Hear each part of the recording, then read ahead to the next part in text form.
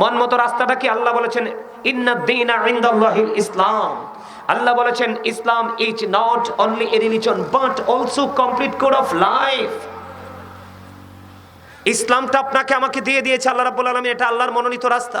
আল্লাহ বলে সেটার মধ্যে ঢুকো, ঢুকলেই কিন্তু তোমরা পরিপূর্ণ জীবন খুঁজে পাবে। সুবহানাল্লাহ বলেন না? সুবহানাল্লাহ। কিন্তু এই ইসলামটাকে বুঝতে হলে আপনি যিনি ল, ওনার কাছে আমাদেরকে যেতে হবে, ঠিক কিনা বলেন? আল্লাহ এমনিতেই বলে দিয়েছেন Allah is all in all, follow his law and light for eternal success. আল্লাহ বলেছেন আমি তোমাদের জন্য দুটো অপশন দিয়েছি। কয়টা?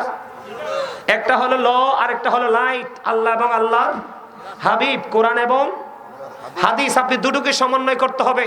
শুধু কোরআন দিয়ে আপনার জীবনে পরিপূর্ণতা অর্জন করা সম্ভব হবে না। যেমন আপনি নামাজের কথা পাইছেন কোরআনে, কিন্তু হাদিস ছাড়া কোন নামাজকে বোঝার কোনো সুযোগই নেই।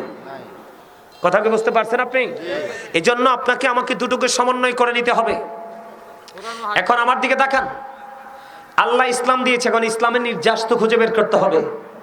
ইসলামের নির্যাস হলো আপনার আমার প্রাণের রাসূল। সুবহানাল্লাহ বলেন। আল্লাহ কি বলে জানেন? আপনাকে আমাকে আল্লাহ রাব্বুল আলামিন কিভাবে অনুপ্রাণিত করেছে দেখেন। আল্লাহ বলেছেন সে বলুন, ইফ ইউ ডু লাভ আল্লাহ, যদি তোমরা আল্লাহকে ভালোবেসে থাকো, ফলো মি মুহাম্মদ সাল্লাল্লাহু আলাইহি ওয়াসাল্লাম, মুহাম্মদ সাল্লাল্লাহু আলাইহি সাল্লামের অনুগত হয়ে যাও। লাভ হবে কি? আল্লাহ উইল লাভ ইউ, আল্লাহ তোমাদেরকে ভালোবাসবে।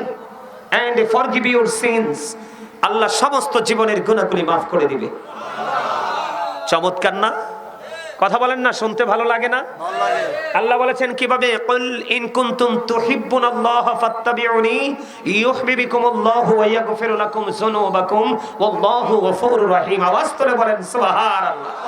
আরে আরো জোরে সুবহানাল্লাহ। এটা কিন্তু আপনার নাস্তা, জানেননি? রাতের ডিনার। এই যে সুবহানাল্লাহ বলছেন না, এটা হলো আপনারা যারা, অন্য সবাই না, কিন্তু যারা জান্নাতের বাগানে এসেছেন, এই সুবহানাল্লাহটা যদি দুপুরে আপনি মাহফিলে বসে করতেন, তাহলে সেটা হতো আপনার দুপুরে লাঞ্চ। এই সুবহানাল্লাহটা যদি আপনি সকালে জান্নাতের বাগানে বসে করতেন, যেমন মসজিদে বসে করেন, সেটা হবে আপনার সকালের ব্রেকফাস্ট। কেন? নবীজি জানিয়ে দিয়েছে আজকে আমরা যারা এখানে এসেছি সবাই জান্নাতি হয়ে গেছি। আমরা আজকে জান্নাতের বাগানের মেহমান হয়ে গেছি। তো মেহমান আসলে তাদেরকে কিছু নাস্তা দিতে হয় না?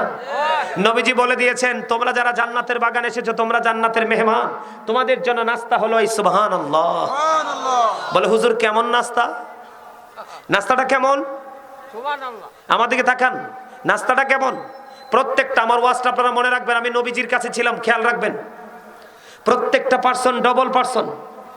আপনি, আমি, আমরা সবাই কি ডবল পার্সন, কেউ কিন্তু সিঙ্গেল নয়।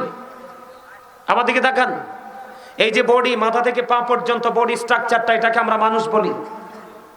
ইংলিশ এটাকে বলা হয় ম্যান অথবা পার্সন। আল্লাহর কোরআনের ভাষা এটাকে কখনো বলা হয়েছে ইয়া আইয়ুহান নাস, আবার কখনো বলা হয়েছে ইয়া আইয়ুহাল ইনসান। এটা হলো এই মাথা থেকে পা পর্যন্ত বডিটার নাম। কোনটার নাম? চিনে যান, নিজেকে নিজে চিনে যান, আগামী দিন থেকে যেন আপনাকে কোনো ধরনের বিপাকে পড়তে না হয়। এটা হলো একটা মানুষ। এই মানুষের ভিতরে আরেকটা মানুষ আছে যেটা অচেনা, অজানা, শুধু আমরা জানি আছে। সেটাকে আল্লাহর কোরআনের ভাষায় বলা হয় রূহ। ইংলিশে এটাকে বলা হয় সোল, বাংলাতে এটাকে বলা হয় আত্মা। আল্লাহ বলেছেন say the soul is the warder of my lord. আল্লাহ বলেছেন কুলির রূহু মিন আমরি রব্বি, first tense, present tense, future tense, অতীত, বর্তমান, ভবিষ্যৎ। আল্লাহ রাব্বুল আলামিন বলেছেন এই যে আত্মাটা, এটার কিন্তু কোনো ক্ষয় নেই, এটার কিন্তু কোনো মরণ নেই, এটার কিন্তু কোনো বিনাশ নেই। এটা শুধু স্থান পরিবর্তন করে। কি করে? স্থান পরিবর্তন করে। একদিন ছিল রুহের জগতে, আজকে আপনার বডিতে, আরেকদিন কিন্তু আপনার আমার বডি ছেড়ে চলে যাবে ওপারে। এই পৃথিবীতে চলার সময় বাঁচার জন্য আপনার দেহের খাবার লাগে। কি লাগে?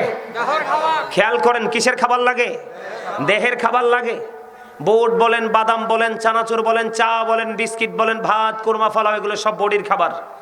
এটা দুনিয়াতেই সীমাবদ্ধ, আর এটা কিন্তু দুনিয়াতেই শেষ। আর রুহটার খেলা শুরু হবে কবরে যাওয়ার পরে, বর্জবিক জীবনের শুরুতে। ওখানে রুহের আবার খাবার লাগবে। এই পৃথিবীর খাবার দিয়ে যেমন আপনি আপনার দেহটাকে স্ট্রং রেখেছেন, ঠিক কাল হাসরের ময়দানে আপনি রুহানি খোরাক দিয়ে রুহটাকে স্ট্রং রাখতে পারবেন। সুবহানাল্লাহ বলেন না কেন? কারণ আপনার আমার উপরে যত ফয়সালা হবে সব প্রত্যেকটা ফয়সালা হবে আপনার রুহানি আমলের উপরে। তো এই জন্য বললাম, বাহিরে পৃথিবীর যেই কোনো জায়গায় আপনি যেটা খান এটা হলো দেহের খাবার, আর এখানে যেটা খাচ্ছেন এটা হলো রুহের খাবার, আর এটার আপনি মজা পাবেন ওপারে যাওয়ার পরে। সুবহানাল্লাহ বলেন, আরো জোরে বলেন। আল্লাহ কি বলেছেন? তোমরা আমাকে পেতে চাইলে কোথায় যাও? মদিনায় যাও। আল্লাহকে পাওয়ার স্টেশন কোথায়? মদিনায়। মদিনা ওয়ালাকে যদি তুমি রাজি করতে পারো তাহলে আল্লাহ অটো রাজি হয়ে যাবে। আল্লাহ বলেছেন আল্লাহ উইল ফরগিভ ইউ। আল্লাহ সমস্ত জীবনের গুনাহগুলি মাফ করে দিবে। এর চেয়ে বড় নিয়ামত আর আসেনি। এখন আসেন স্টেপ বাই স্টেপ ধারাবাহিকভাবে আমি আসছি আপনার কাছে। আপনাকে কি করতে হবে? আল্লাহকে রাজি করতে হবে। তো আল্লাহকে রাজি করতে হলে আল্লাহ বলেছে কোথায় যেতে হবে? মদিনা ওয়ালার কাছে যেতে হবে। এখন আপনি তো মদিনা ওয়ালাকে কি করেন নাই?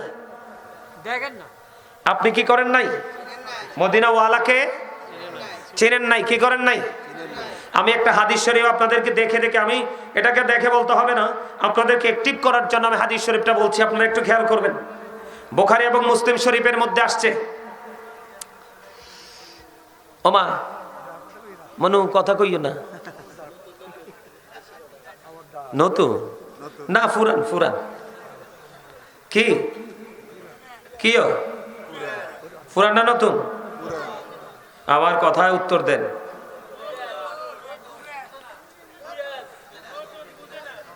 আই তো কইতে আছি হেতনে হুরান, এতনে কথা কোন লাগবে এইটা বুঝে, কিন্তু চুপ থাউন লাগবে এইটা বুঝে না। তাইলে আপনি নতুন কবেন কিনলে? আরো জোরে বলেন। আপনাদের হাসিটা সেই হয়েছে। হাসবেন যখন হাসির প্রয়োজন হবে।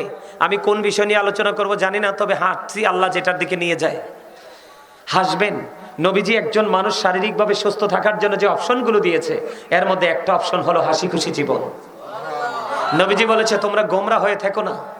যখন তোমরা গোমরা হবে তখন তোমাদের হার্টে প্রেসার আসবে, আর হার্টে যখন প্রেসার আসে তখন মানুষের হার্ট কি হয়ে যায়? উইক হয়ে যায়, দুর্বল হয়ে যায়। তখন মানুষ ধীরে ধীরে কি হয়ে যায়? দুর্বল হয়ে যায়, অসুস্থতার দিকে এগিয়ে যায়। এই জন্য সুস্থ থাকার জন্য নবীজি বলেছেন হাসি একটা বড় নিয়ামত। সুবহানাল্লাহ বলেন। তবে অতিরিক্ত হাসা যাবে না। অতিরিক্ত হাসলে আবার কলব দিল মরে যায়। কি হয়ে যায়?